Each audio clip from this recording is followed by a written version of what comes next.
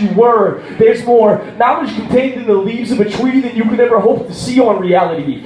Doesn't exist within plastic spaces, but in the actual faces of life and being do exist, persist, and resist the closing fist that permits us to not care or even be aware of the despair that tears 2/3 of the world apart. To start, look from within to begin casting off imposed judgment. Run with yourself instead of with the rest, which is really in opposition to what's best to manifest in a strength and knowledge. Think not what you're aiming can do for yourself, but instead the whole world's wealth. Educate and evaporate the growing rate that devastates our natural landscapes. If there was no land, then there'd be no man, and nature would be left free to expand from our hands. It's a natural congruent state that never exaggerates, and when I articulate these perfect words, I sever heads from the back to the front. That's the way I animate and articulate fabulously. When I start to bring down verbs unanimously, I leave you open when I start to get the microphone choking, and it's the first breath that's broken. You're back when I bring the perfect fact, because it's exact.